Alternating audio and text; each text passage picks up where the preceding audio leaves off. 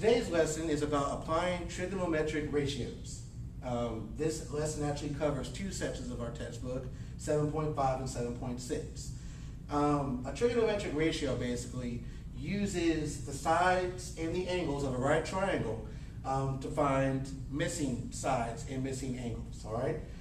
So what we're going to do in this lesson is use our trigonometric ratios to find missing lengths.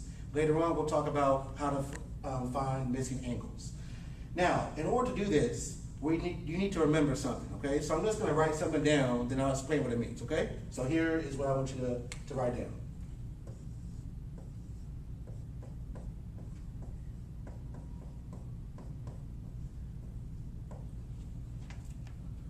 Okay?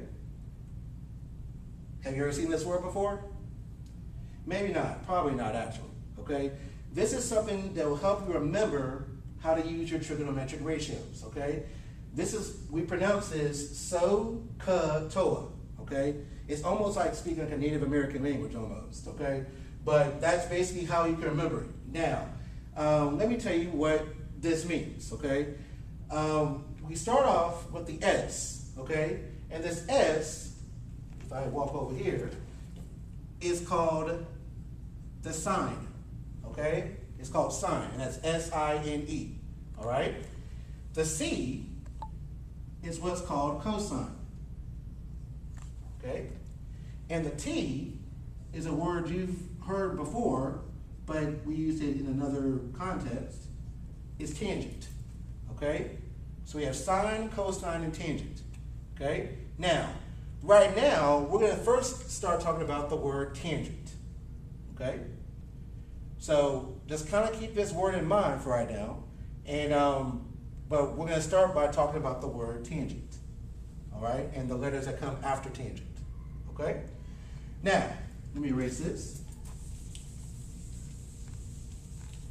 Now, I told you that the T here stands for tangent, all right? Now, if you have a calculator in front of you, which I hopefully you do, the word tangent actually is shorthand on your calculator as the word tan, okay? The word tan, all right? So that's what you'll see in your calculator. The O here stands for opposite, okay? And the A stands for adjacent. Do you remember what the word adjacent means? Yep. Adjacent means next to, okay? Or close by. These are your three things you're going to need for your tangent ratio, your trigonometric ratio for tangent. And here's how we write it. We're going to write it as this.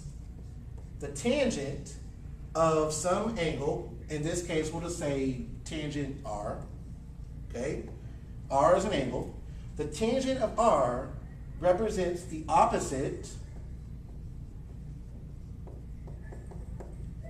over the adjacent. Now you say, what does that mean, Mr. Swisher? What does that mean, opposite, adjacent?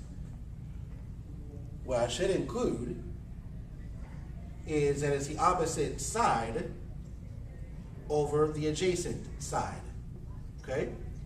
Now, let me kind of point that out to you.